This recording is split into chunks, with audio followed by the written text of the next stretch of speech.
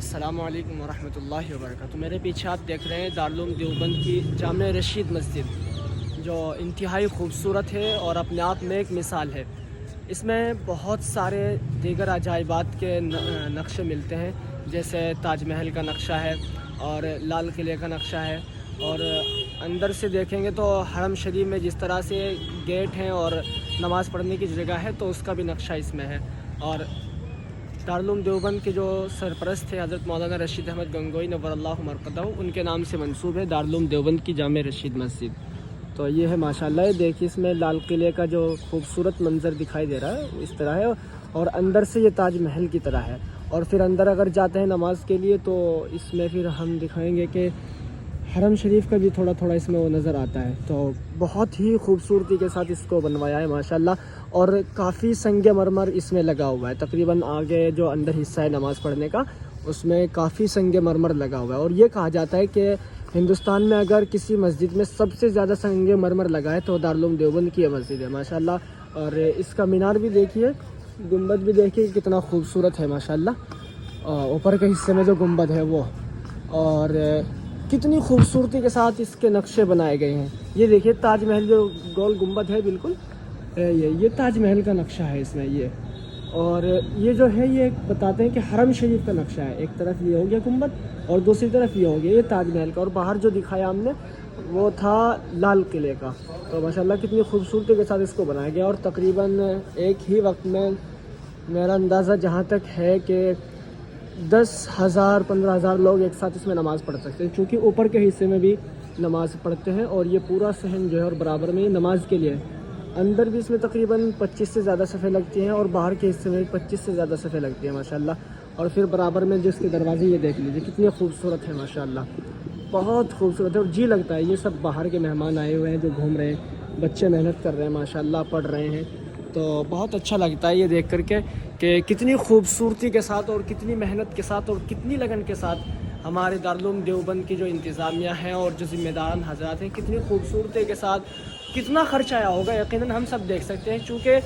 ہر طرف پتھر ہی پتھر ہے، ایک چھوٹی سے چھوٹی چیز بھی پتھر سے ڈیزائن کی گئی ہے ماشاءاللہ۔ یہ دیکھیے تو کتنا خرچ آیا ہوگا اس کو بنانے کے لیے، اور ابھی تک سب اسی طرح ہے ماشاءاللہ، سنگ مرمر بھی لگا ہوا ہے، دوسرے پتھر بھی ہیں،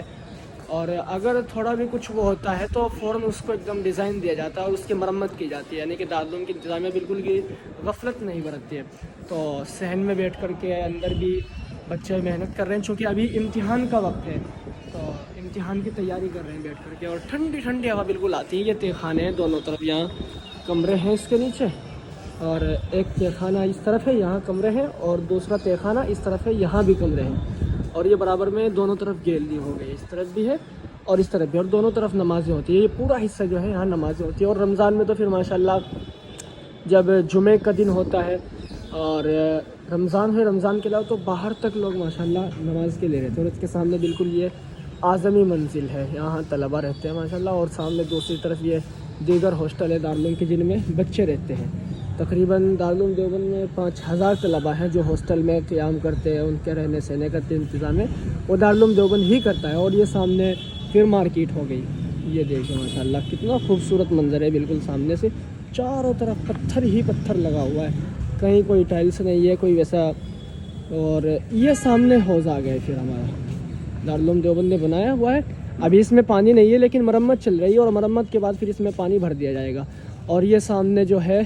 ماشاءاللہ طوطے بیٹھے ہوئے ہیں، طوطے بھائی طوطے دکھائیں گے آپ کو،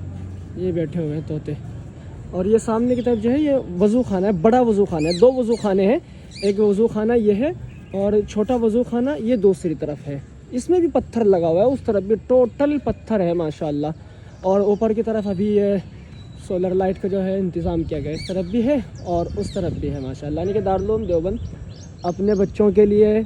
اور اپنے طلباء کے لیے کسی بھی طرح کی کوئی کمی نہیں چھوڑتا۔ طلباء کو جو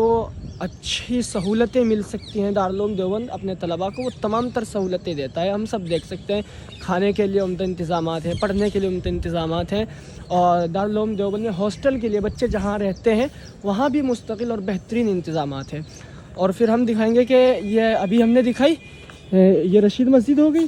اور پھر دکھائیں گے ہم کہ اسی کے بالکل سامنے، یعنی کہ یہ مسجد ہو گئی،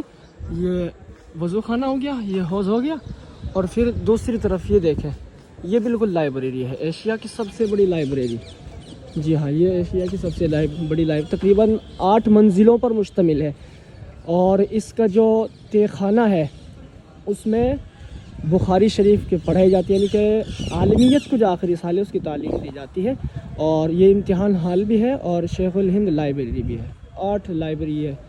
8 मंजिलों पर मुश्तमिल है। आगे से हम दिखाएंगे इंशाल्लाह आपको भी। और ये मस्जिद देखें माशाल्लाह, मीनार कितना ऊंचा है, कितनी खूबसूरती है। ये दूसरी तरफ से इसका गेट है,